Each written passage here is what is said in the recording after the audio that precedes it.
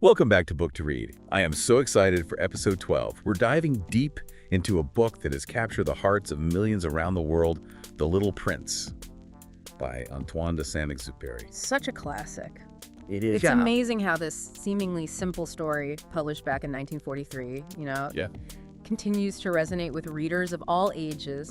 It's been translated into over 300 languages. Wow. Which is just... That's incredible. Yeah, a testament to its enduring power. Absolutely. And for this deep dive, you've pulled some fascinating sources that explore the themes of growth and the contrast between the innocence of childhood and the kind of harsh realities of the adult world. Yeah. We even have a 2004 article about the discovery of the author's plane wreck. Oh. Talk about adding another layer of mystery to this already captivating tale. Yeah, I mean, it really does make you wonder about Saint-Exupéry's final moments, doesn't it? But let's start with the book itself. I think most of us would find it utterly terrifying to crash in the Sahara Desert, as a pilot. Yeah. That's what happens to our narrator. Right. And yet he encounters this little prince who seems completely unfazed by the vast and desolate landscape. Yeah, it's such a striking contrast, right? You have this very logical, practical pilot facing like a life or death situation. Right. And then there's this like whimsical little prince who's more concerned with getting a drawing of a sheep. Exactly. And it immediately highlights that clash between their worldviews. The pilot is grounded in logic and reason, while the prince operates from a place of pure imagination, childlike wonder. And it makes you think about how we lose that sense of wonder as we grow older, We become so focused on the practicalities of life. Totally. We forget to look up at the stars. It's like we trade our childhood curiosity for a to-do list and a 401k, isn't it?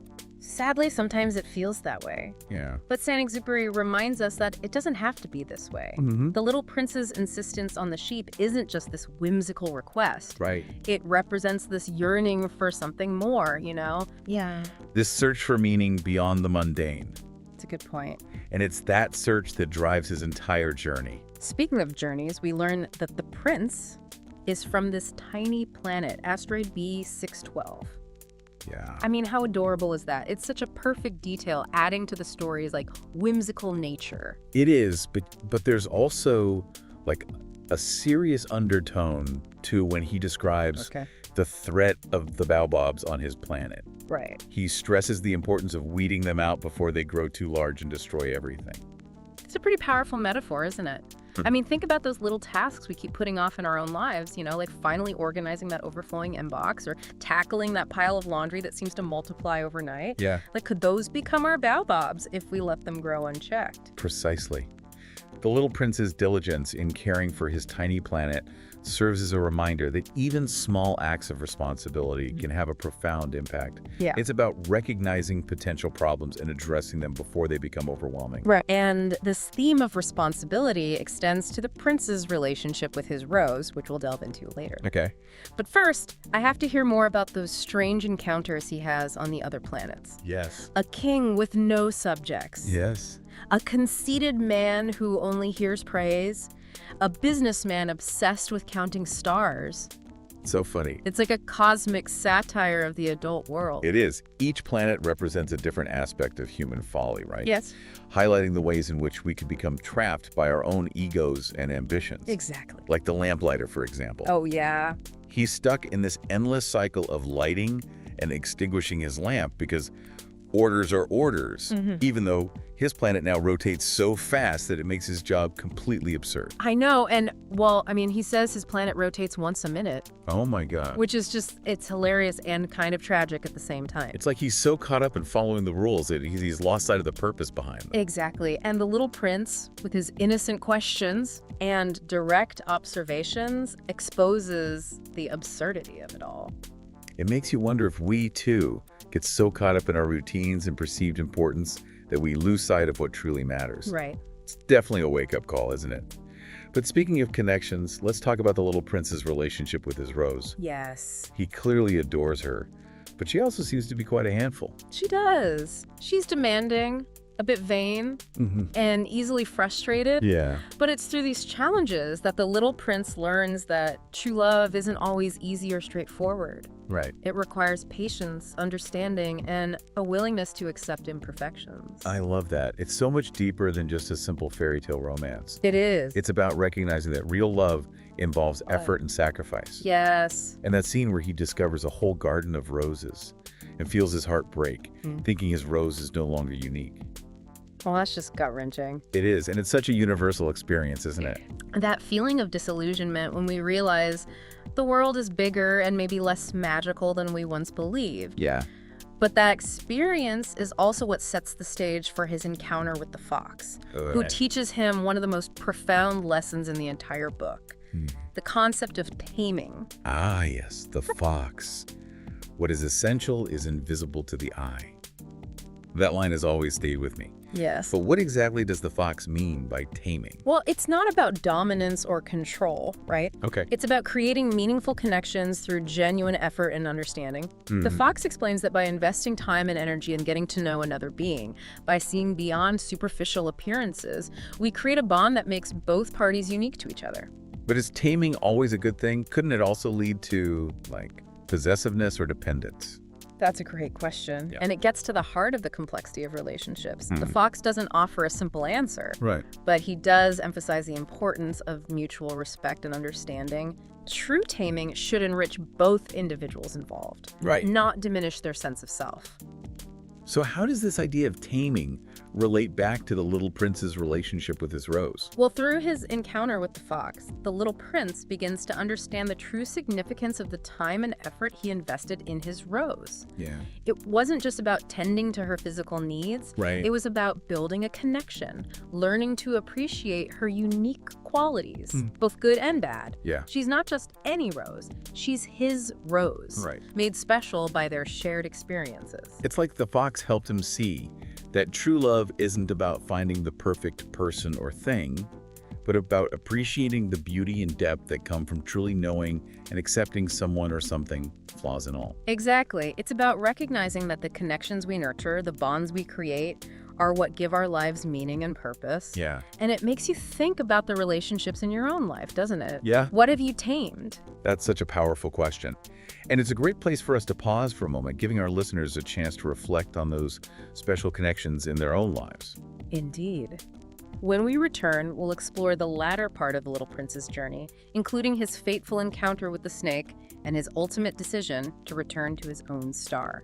Okay. We'll also delve into that intriguing 2004 article about the discovery of Saint-Exupéry's plane wreck and what it might reveal about the author's own mysterious disappearance. Ooh, things are about to get really interesting. But before we continue our deep dive into The Little Prince, let's take a quick break to hear from our sponsor. If you're as captivated by the Little Prince's journey as we are, you'll love Bookspace. It's a community app designed for book lovers to connect, share their favorite quotes, and keep track of all the literary treasures they've discovered. Think of it as your personal reading sanctuary, Yeah. a place to connect with fellow bookworms, discuss those thought-provoking themes, and even find new books to add to your ever-growing TBR list. Head over to Bookspace today and join a community that shares your passion for the written word. You might even find someone who can help you solve the mystery of the sheep and the flower.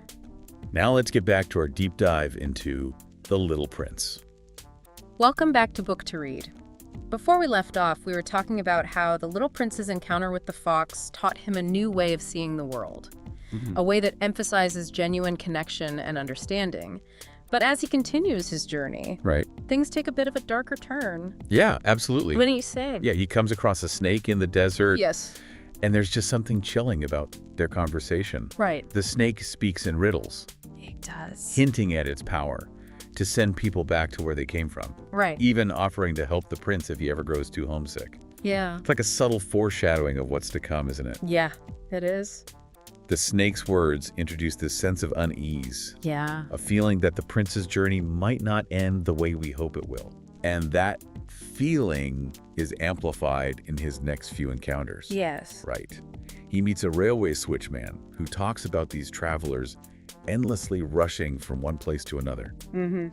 always searching, but never truly finding what they're looking for. I know. It's like a reflection of the emptiness the prince observed in those inhabitants of the other planets. Yes. It's as if Saint-Exupéry is holding up a mirror to our own society, Yeah. showing us how easily we can get caught up in the pursuit of external goals Right. without ever stopping to consider what truly matters. And then there's that encounter with the merchant selling pills that supposedly quench your thirst, Yeah. eliminating the need to drink water altogether. Yeah, it's like, oh, we can just... It's like a satire of our modern obsession with efficiency and convenience, isn't it? Exactly.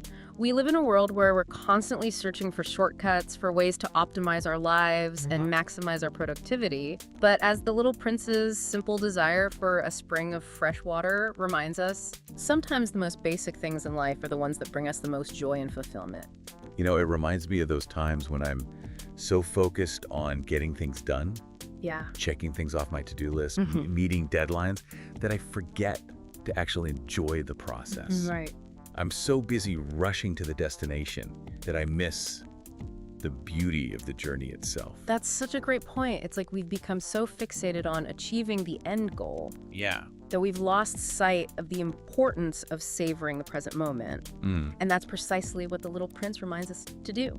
And speaking of savoring the present moment, Yes. there's that beautiful scene where the prince and the pilot find a well in the desert. Yes. It's not just about finding water to quench their thirst. Right. It's about discovering a source of life and renewal. Yes. Remember the prince's observation. Water may also be good for the heart.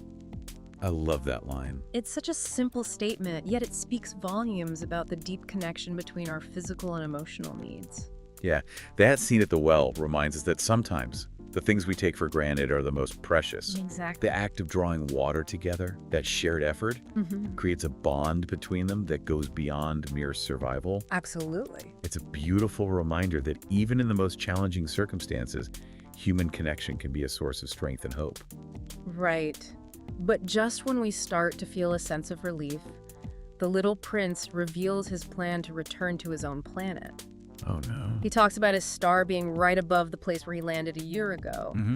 And there's this underlying sense of finality in his words. That's like all those subtle hints the snake dropped. All those moments of foreshadowing are finally coming together. Yeah. You know, something significant is about to happen, and it's not going to be easy. Right. And the pilot desperately wants to hold on to the little prince Of course. to protect him from whatever fate awaits him. Yeah.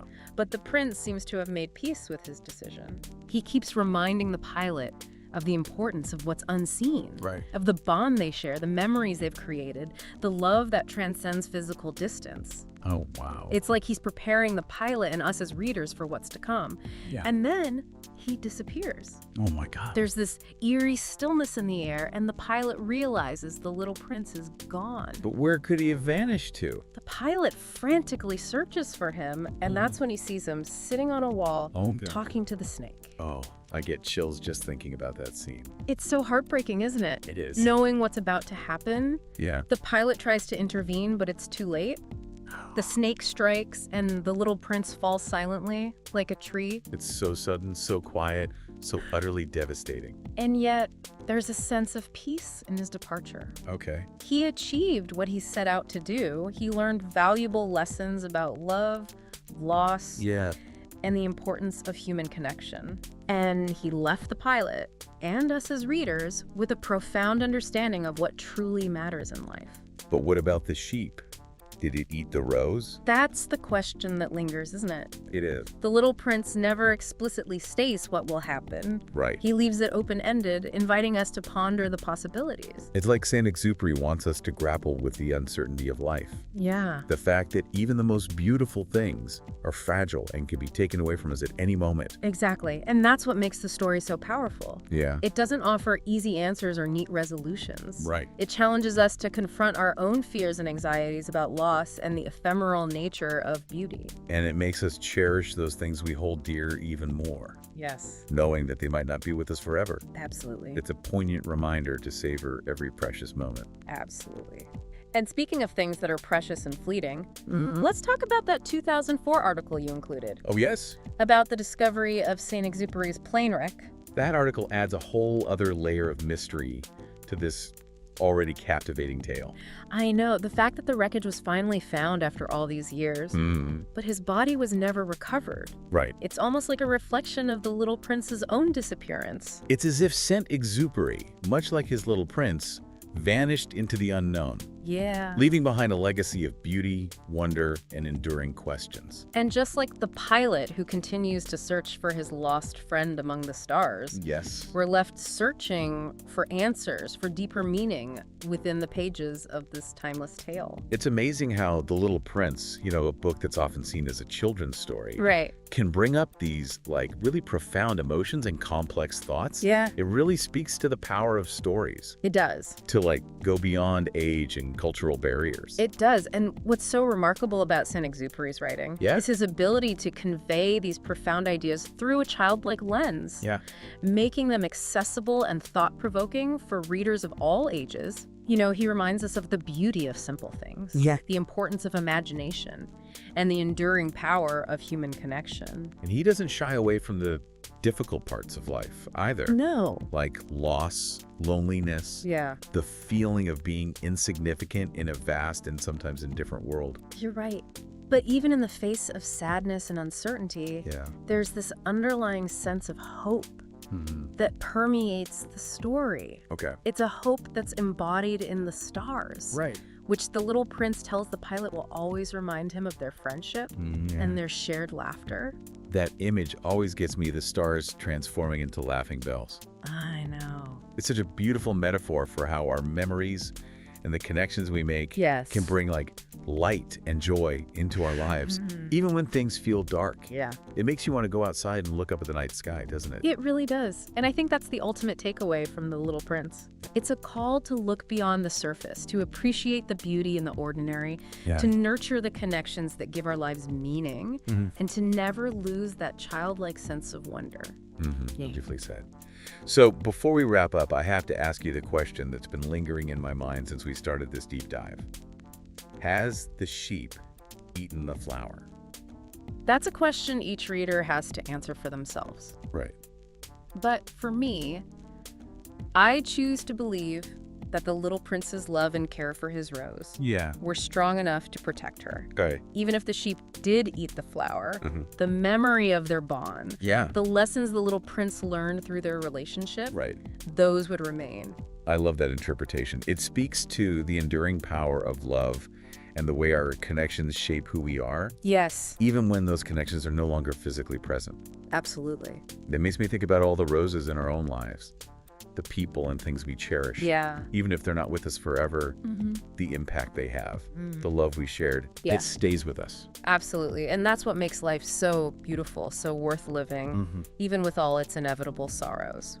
It's a bittersweet reminder to appreciate the beauty and fragility of life. Yes. To embrace the relationships that bring us joy, and to find meaning in the connections that make us who we are. Speaking of connections, if you're feeling inspired to revisit The Little Prince, or to share your thoughts and interpretations with fellow bookworms, we highly recommend checking out Bookspace. It's a fantastic app designed specifically for big lovers to connect, share their favorite quotes, discover new reads, and even organize their personal libraries. Like a virtual book club.